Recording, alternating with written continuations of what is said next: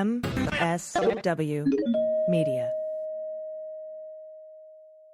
Hey everybody, it's AG and welcome to Refried Beans, where we play an episode of the Daily Beans podcast from the same week, either 1, 2, or 3 years ago, so we can see how far we've come. So please enjoy this episode from days gone by and note the date in the intro. Refried beans. I like refried beans. That's why I want to try fried beans, because maybe they're just as good and we're wasting time. News with swearing. Daily beans, daily beans. Daily beans, daily beans. Hello and welcome to the Daily Beans for Tuesday, November 1st, 2022. Today, the Department of Justice has filed charges against the assailant who attempted to assassinate the Speaker of the House. Officer Harry Dunn and others have testified in the Oath Keepers trial today. Fascism loses in Brazil as Lula beats Bolsonaro. Senator Chris Murphy wants to investigate Saudi Arabia's role in Musk's Twitter takeover. Trump appeals to block his tax returns from being handed over to the House Ways and Means Committee. And the Department of Justice has filed a statement of interest in the Mark Elias lawsuit against Arizona ballot drop box intimidators. I'm Allison Gill. And I'm Dana Goldberg. Okay, so we had a little chat before the show, and I have to just clear the air here. I am so glad you are here, my friend, and I am so glad you are safe and okay. Thank you. If there's any Beans listeners that happen to be at the event on Saturday, and I know they're all over this country, just know that I'm okay. And for the listeners that don't know what I'm talking about, I was on stage and had basically it was almost a fainting episode. I've never had him before, but for those of us that are of a certain age listening, I had a hot flash on stage in front of 2,700 people that quickly went into a situation where I couldn't release the heat from my body and almost passed out. But we had a paramedic and a couple of doctors. I was telling AG, I don't know if anyone saw that the stories about the White House czar for monkeypox. He's this amazing doctor named Demetrius, and the right-wing news rags were trying to troll him, but he's this gorgeous gay man, and he's all covered in tattoos, and he's got this beautiful hairy chest, and he was backstage taking care of me in Washington, D.C., but the Human Rights Campaign did everything they needed to take care of me. And I'm good and solid, and I'll go see the doctor, even though I think this was a one-off. But I just want to say, if you're out there and you're feeling something wrong physically, don't try and be proud. Sit down, leave a situation, ask for help, but listen to your body, okay? That's all I'm asking, but everything's good now, and I'm here. And then you insisted on going back out on stage for the auction, and you raised how much? I did. I was able to go back out and do my job, and on my own accord, we raised about $250,000 for the Human Rights Campaign so that for the next 9 days before the midterms, we can get out there, kick some ass, knock on doors, and hopefully keep George blue and win some of these other races that we need to, Val Demings, Beto O'Rourke, all of these things. So I was grateful I could get out and do my job. It was important to me. Well, congratulations on that. And I'm so glad you're okay, my friend. Thank you. Yes, I've never always fainted before, and always honor your body. Always. Yeah. There's only been one time I've had a bunch of panic attacks on stage and hot flashes, but I think one time when I got both at the same time and I had to just sit down and like I couldn't go on, like the show could not go on. That was it. Sometimes you just got to take care of yourself. Yeah, you absolutely have to. And so $250,000, that's amazing. So I have some more congratulations in order. Today, the Leguminati broke the fundraising goal. We've raised over $200,000 for the midterms through the How We Win Fund. Yes. So that is y'all, the Leguminati. Thank you so much. And congrats to fucking Brazil and the world, because Brazil elected Lula over Bolsonaro in a complete rejection of fascism. The videos that were pouring in from Brazil with the celebrations in the streets and young people, and, you know, Lula giving his speech about protecting the rainforests. And it was just absolutely incredible. And I hope we can do the same here in just a week or so. I hope you are right. And what was really good was having people like Trudeau and Biden come out immediately to congratulate the winners to show that these elections are valid. And that was the winner. So it's good. It's good. Yeah. And I don't think he's conceded, but there are reports that he will not contest the results. So good. Even he isn't as crazy as like Bannon. So yeah. And I know I said yesterday I was going to dig deeper into the Russian money funneled into the 2018 election, but that story kind of got bumped today to make room for the Nancy Pelosi assassination attempt affidavit release from the Department of Justice. But I will cover the Russia story during the weekly wrap-up for patrons this weekend. There are other big stories today we have to cover tomorrow or maybe later in the week, including historic arguments in front of the Supreme Court about affirmative action. I think the arguments are sort of just kind of going through the motions because I have a feeling how this court is already going to rule.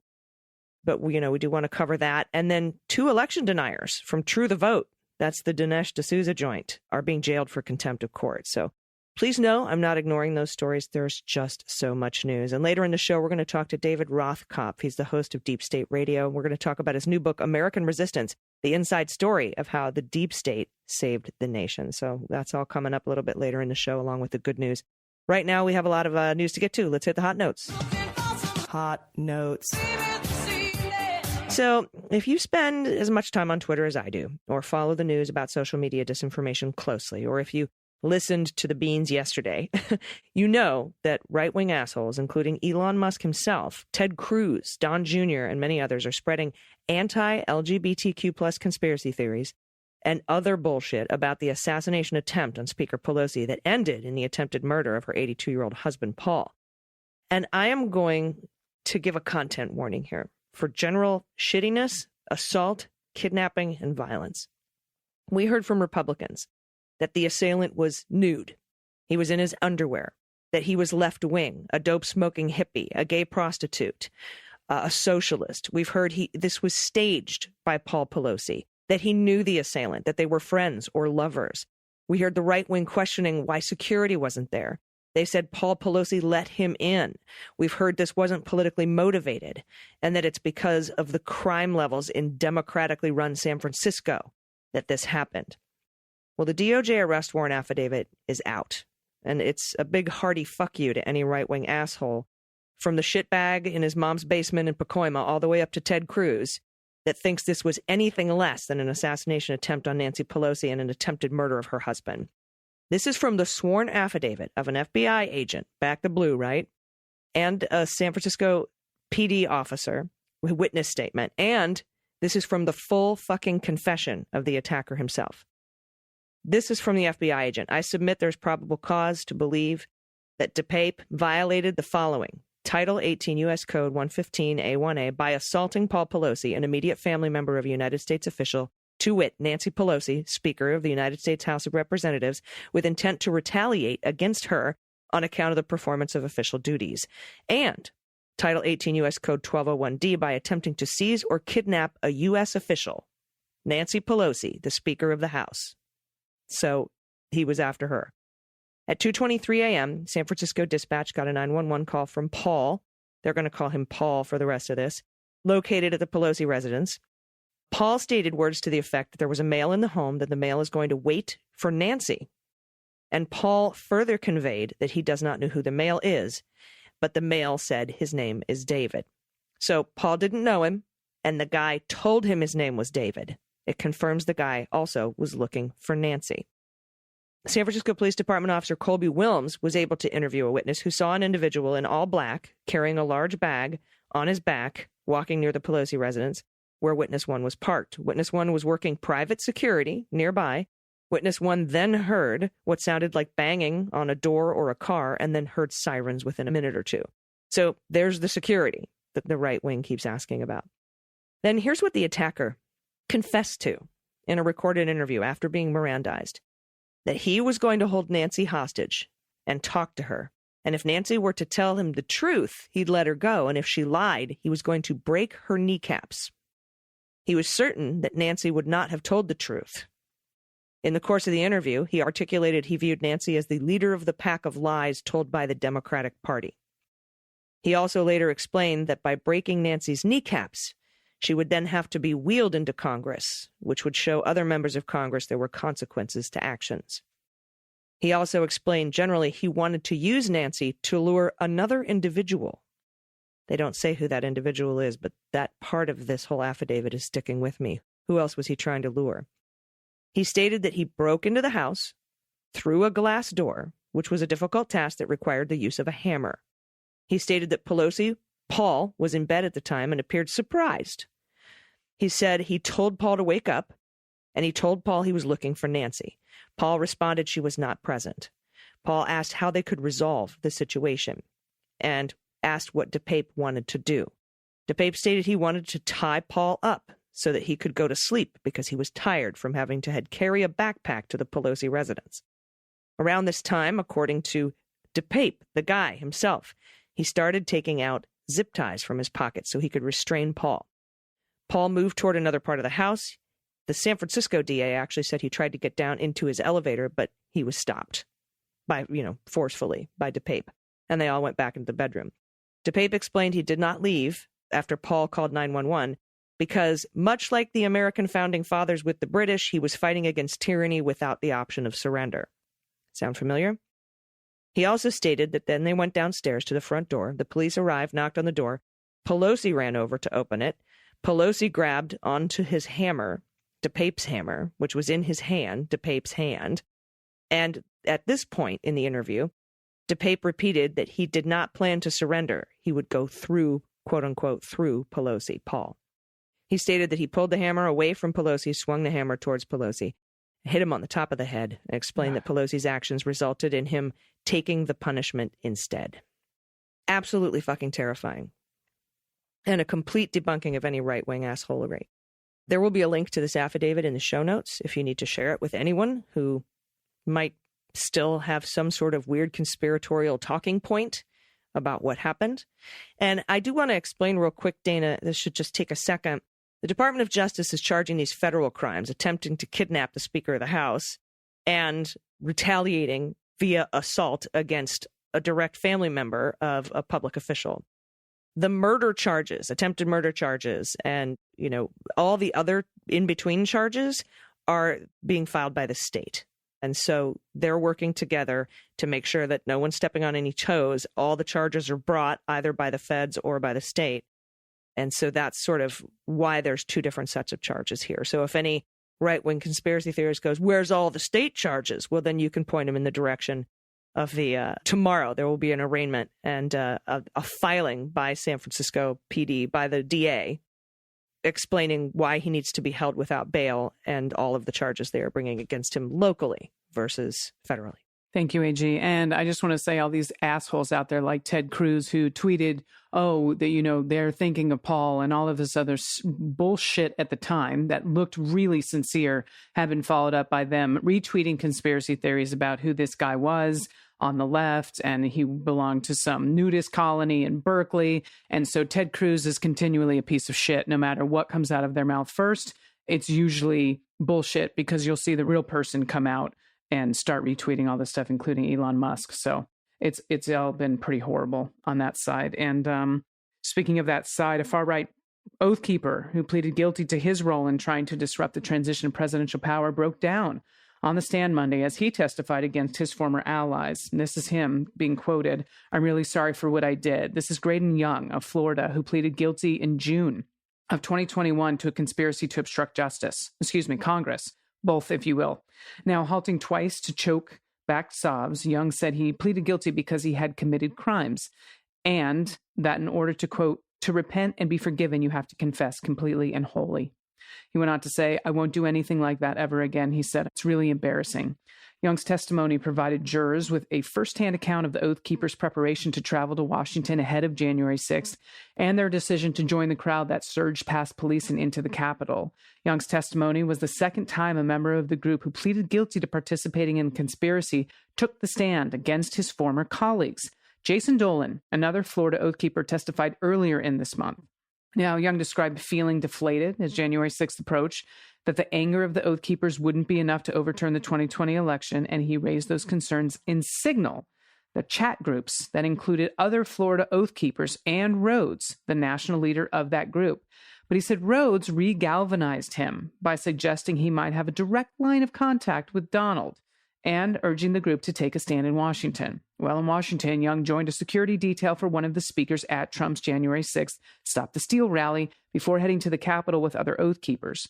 On the way, he heard from Megs that the Capitol had been breached.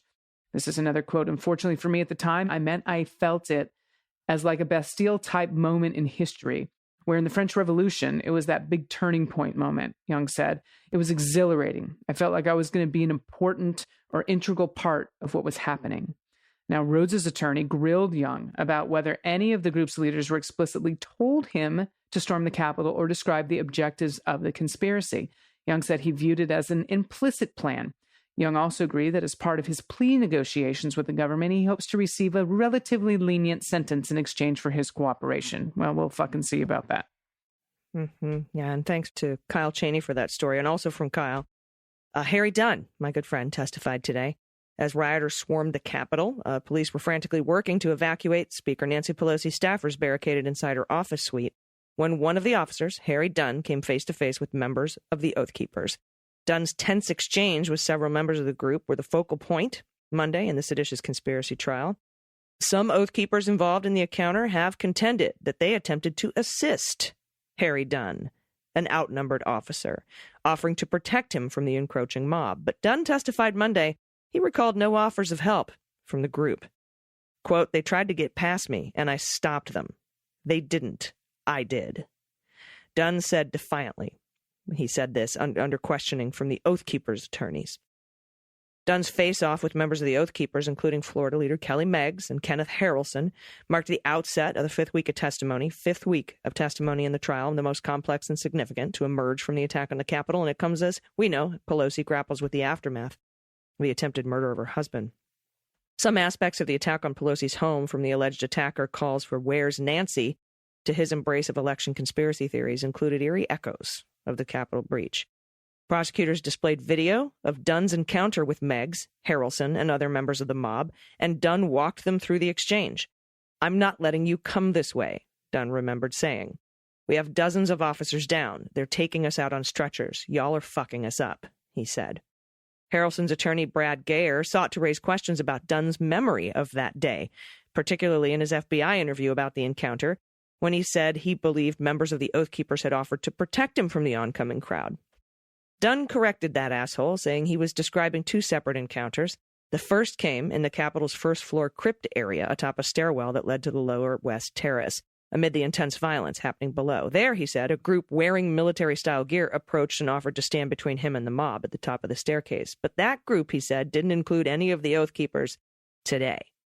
The ones I saw outside Pelosi's office. The ones who didn't offer to help me. Geyer also wondered whether Dunn's use of profanity with the rioters was unusual, underscoring the extreme physical and mental strain he was under. Quote, "That day was the most unusual of occurrences that have occurred in my career," he responded, agreeing he had feelings of fear and anger. "Did you experience feelings of betrayal?" the Oath Keepers attorney asked him. "During the event, not so much. Afterwards, sure. During the event, it was just about surviving." That was Officer Dunn's testimony today. Such a horrifying day in our history. My God. All right, last story in this section. Well, not the last story, but one of them. Democratic Senator Chris Murphy is calling on the federal government to investigate national security concerns raised by Saudi Arabia's role in Elon Musk's takeover of Twitter.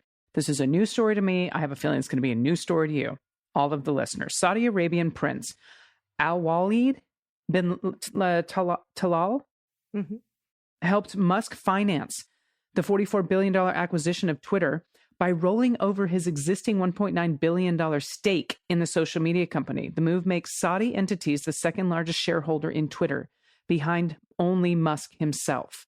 This is a quote: "We should be concerned that the Saudis, who have a clear interest in repressing political speech and impacting U.S. politics, are now the second largest owner of a major social media platform." That's from Murphy. He said that in a tweet on Monday. The Connecticut Democrat urged the Committee on Foreign Investment in the United States, known as CFIUS, to conduct an investigation into, quote, national security implications of the Saudi involvement. CIFUS, an interagency committee chaired by the U.S. Treasury Department, what they do is they review takeovers of U.S. businesses by foreign buyers and has the ability to block any of those transactions that raise concerns. Even though Musk already closed his Twitter takeover of Twitter last week, it may still be subject to national security review. Now, according to 2021 annual SFIUS report to Congress, the panel has the authority to, quote, review pending or completed transactions if a member of the committee believes there are national security concerns. This is a quote: "There's a clear national security issue at stake, and SFIUS should do a review." That's from Murphy. noting that another major social media platform, which is TikTok, is owned by a Chinese company. And this is the continuation of the quote, "This is a dangerous trend, and we don't have to accept it."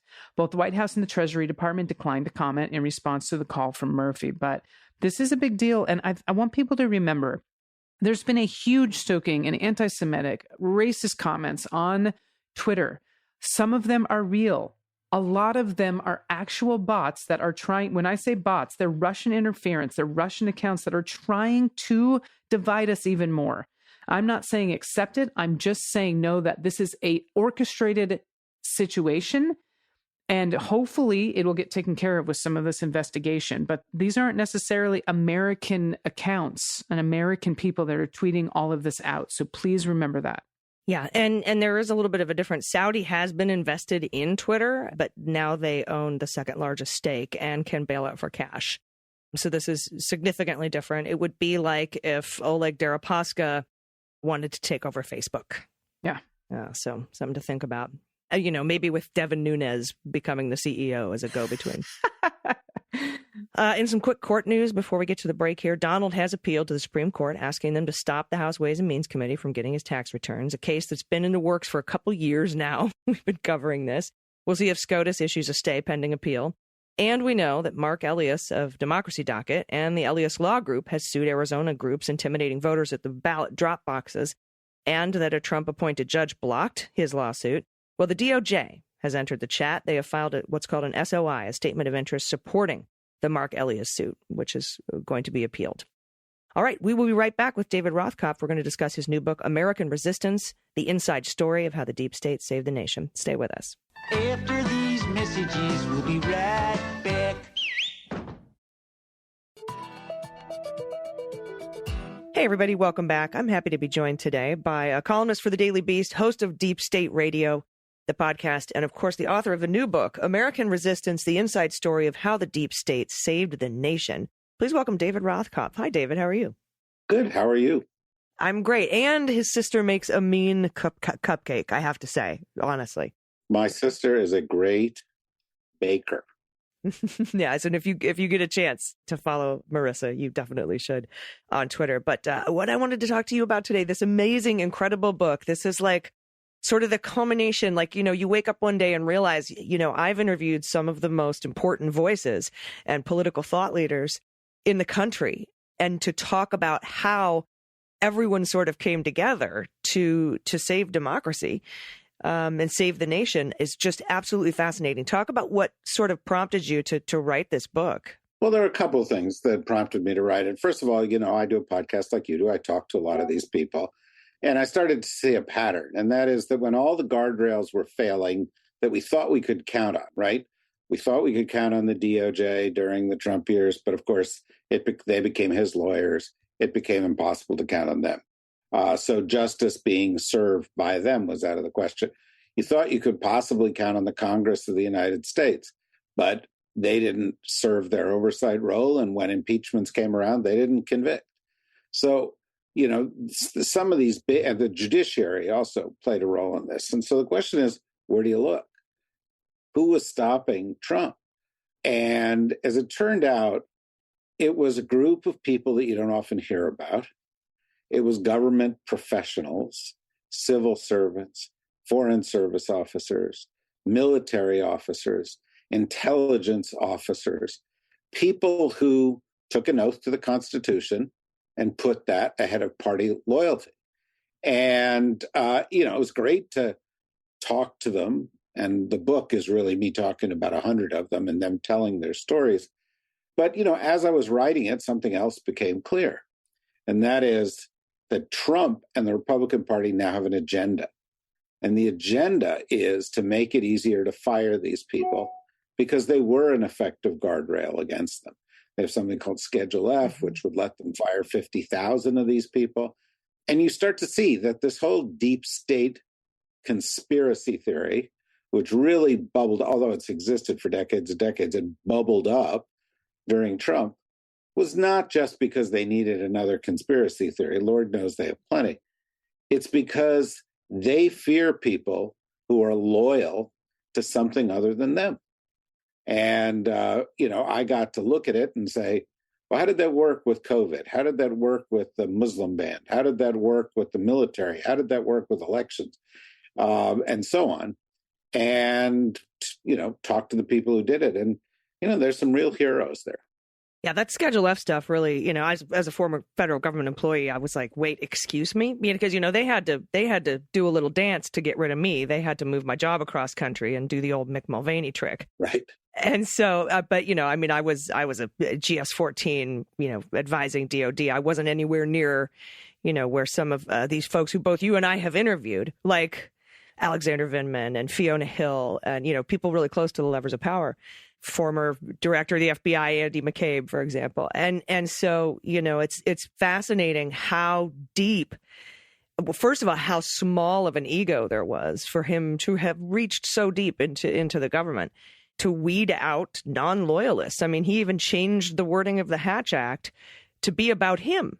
Well, we were dealing with a depraved guy. And I think, the reality is when he got into the government, he thought, well, I can run this like my old business, which was a small business. It was a family business. Basically, he got to decide everything.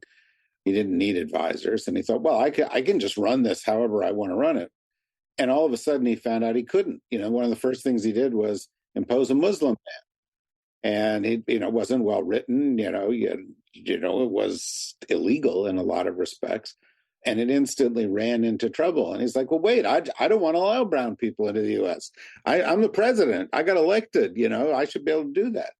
And there were lawyers in the Department of Homeland Security and in the State Department and also in the White House and on Capitol Hill who said, well, slow your roll there, brother. There are laws in this country and you've got to, honor those laws. And you have to have a reason for doing this. And what they did, they kind of out-Trumped Trump. Trump, as you often talk about on your podcast, his strategy with lawsuits is to drag them out. And their strategy was, okay, well, we have to actually do a study and determine who we can let in and who we can't. That's got to have a national security grounds. And it took them a couple of years, to actually get to the study. And when they did, there were fewer countries banned than there had been at the beginning. And he went ballistic. But, they essentially used the system and the law as they should. This is not disobedience. This is not insubordination. It's reporting to the people they really report to, which is us. Mm-hmm. And they stopped it. And time after time, whether it was doing that or using a whistleblower or going to a lawyer or going to an IG or going public, if you're Tony Fauci, you're able to make a difference. And thank God they did, because the worst depredations of Donald Trump that we know about are certainly not the worst things he did. Right. One of the other things that the book does is it reveals just how demented the guy is. This is a guy who was like, hey, those caravans, which don't really exist, those caravans, let's launch missiles at Mexico, or calling up the Secretary of Defense at 9:00 at night and saying, hey, time to launch a war against North Korea, or let's put crocodiles in the moat at the southern border, or let's shoot at them, or whatever, The spikes that come out of the wall, or Right, yeah. But it was crazy, crazy stuff. And, somebody in the government had to listen, say, yes, sir, we'll be back to you on that, and figure out how to deal with it. And although they weren't obviously 100% effective, they were very effective.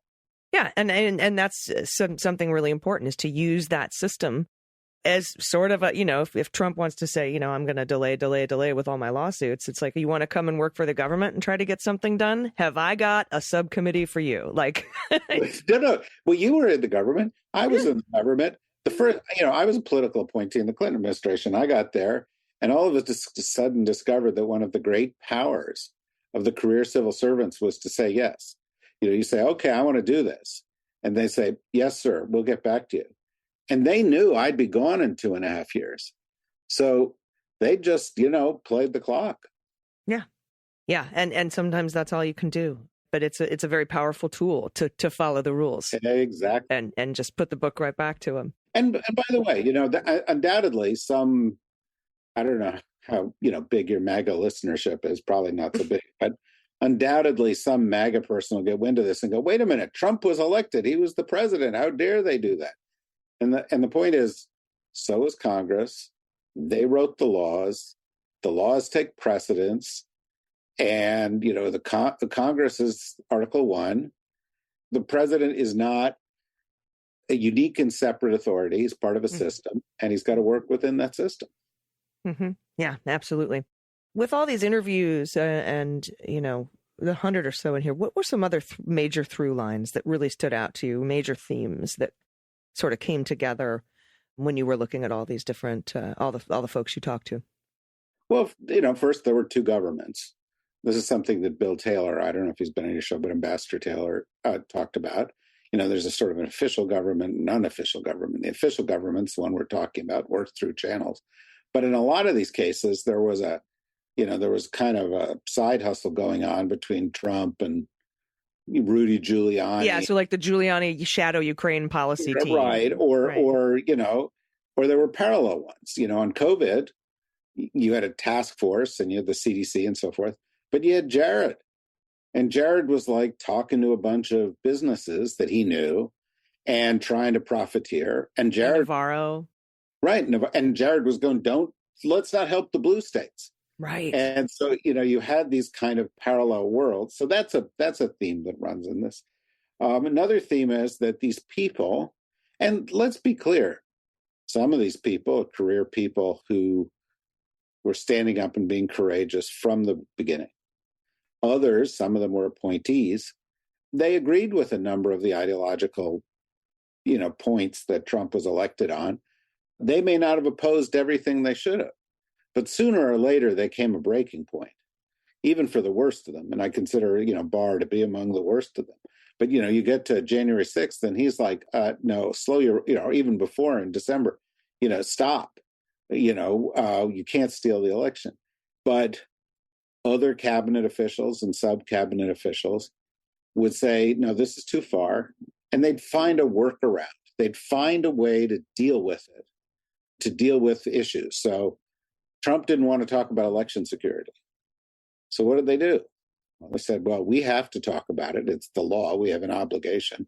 So we're going to have a parallel process. And they created sort of a parallel cabinet process that just didn't involve the White House very much, and ended up ensuring that the 2020 elections were extremely fair. Or, on issues like Russia, you couldn't talk to Trump about Russia because he thought every time somebody said Russia, they really meant you weren't elected fairly, Mr. President. And so they'd react. And so they would find workarounds for that. And, John Bolton would be like to his staff, don't bring this up with him. I'll manage him. You just go and do the thing that, you think we ought to do. And again, I got to be clear, I'm not a John Bolton fan. but he and Kirsten Nielsen and Mark Esper and, Jim Mattis and a bunch of these other people, would find ways to deal with the fact that the president was not just inept and was not just erratic, but he was dangerous sometimes, and they had to stop the danger. Yeah, and I think that the creative ways in which those stoppages were accomplished, I think, are absolutely fascinating. I think this is an incredible book. I absolutely love it. I chewed through it in like a day and a half, David. I really, really think everyone's going to enjoy reading this. It comes out today, November 1st. It's called American Resistance, the inside story of how the deep state saved the nation. David Rothkopf, thanks so much for joining me today. I appreciate it. Thanks for having me back. Everybody stick around. We'll be right back with the good news. After these messages, we'll be right back. Everybody, welcome back. It's time for the good news. Who likes good news? Everyone? Then good news, everyone.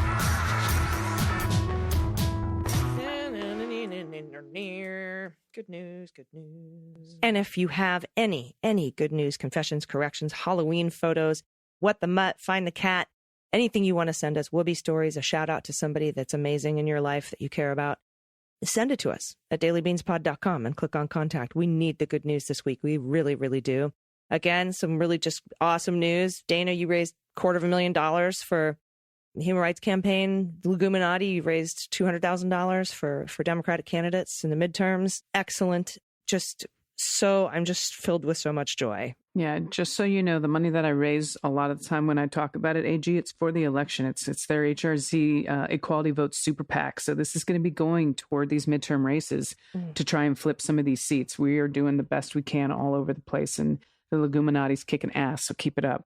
Yep, and you already know my predictions. We would gain 2 House seats and 3 Senate seats, and that Donald will be indicted in the documents case right around the end of the year and in the January 6th insurrection, provided he doesn't just let Georgia do that, probably April or May. Okay, those are my predictions, long-standing for a while now. I mean, well, the documents thing is relatively new. Don't worry, there'll be another crime.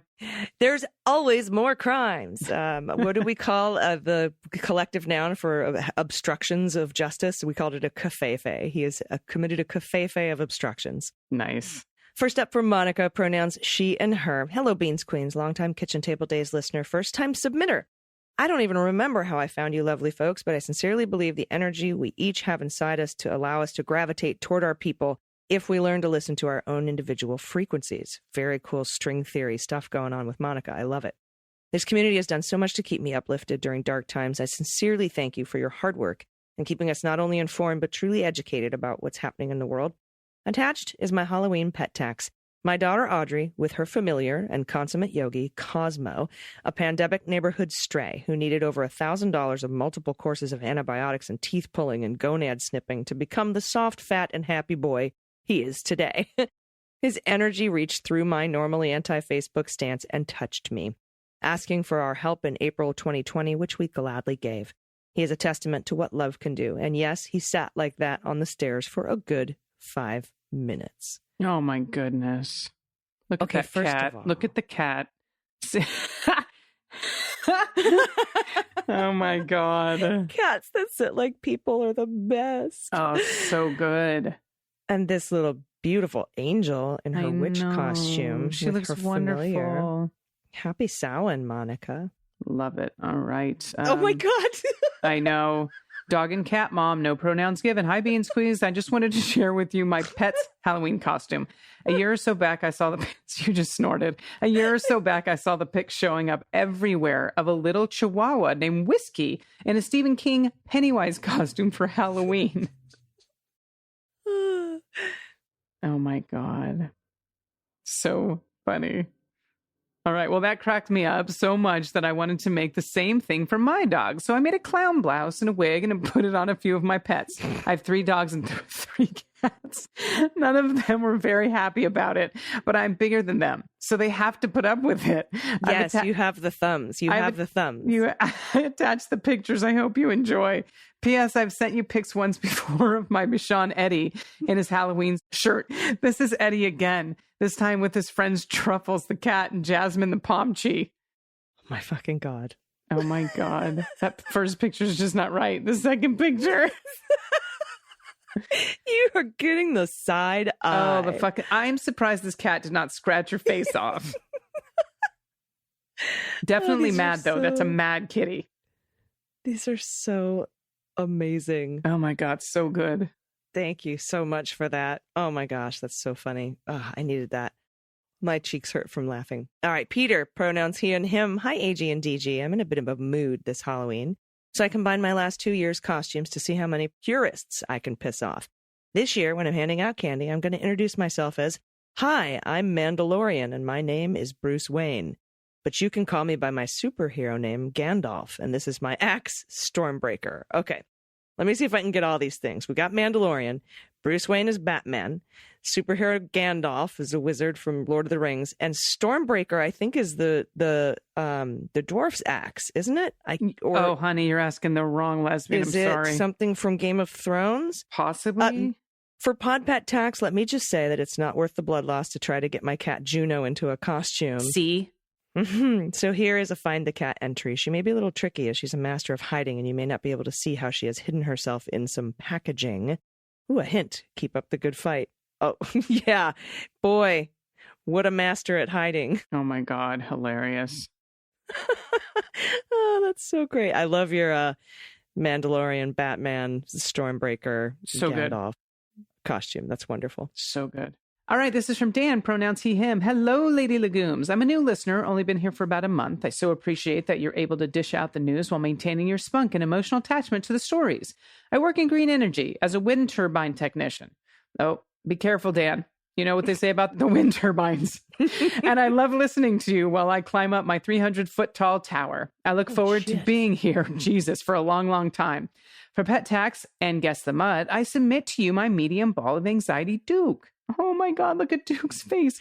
He's an absolute goober, but I just love him just the same. Okay, so there's some Roddy and Lab and Healer Shepherd? and Chow No. Chow, of course. I wonder if there's any pity in that baby. Oh my God, look at that last photo. It's so cute. Oh my God, let's see. All right, we I- have Mountain Cur, Australian Shepherd, and a little bit of Pibble. Oh, there you go.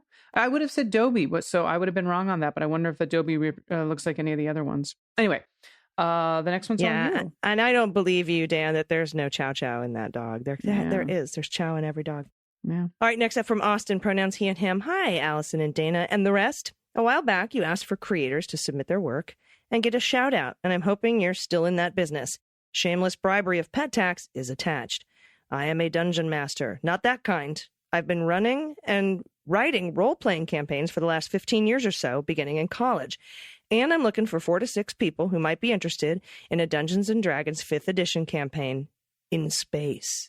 I feel like I should have the editor, have our producer put a little echo on my thing right there. So if I say, who might be interested in Dungeons & Dragons 5th edition campaign in space? Maybe, hopefully. But you know what would be really funny is if she didn't. Yeah. I use a website for my required character information and a digital dice roller so you can join the world of adventure as easily as you check social media. No need to block out specific times, buy books, dice, or pencils, or even put on pants to join the sci-fi adventure. If you've never played before and want to try it out, or if you're a seasoned adventurer with your 10-foot pole ready at the moment's notice, I'd love to tell a story with you. For anyone interested, please send a message on Discord. The link to the Discord will be in the show notes. The invitation will be open for 2 weeks, ending November 13th. And finally, my pet tax is Millie and Jubilee, our 2 dogs who are meeting a stray cat who wandered into our home and proceeded to entirely ignore them until we could adopt the feline to a loving household that doesn't have crippling cat allergies. Millie is the American bulldog, probably, and Jubilee is the one with the ears so large she can hear your thoughts. And she loves you for all the thoughts she hears. Oh, look at these babies. The one on the left is so goofy. I know, Millie. Oh my goodness. All right, you got the last one. I'll take it away. This is from Carol, pronouns she and her. I took my 19-year-old daughter to vote last week. As she was signing in, I blurted out, "It's her first time."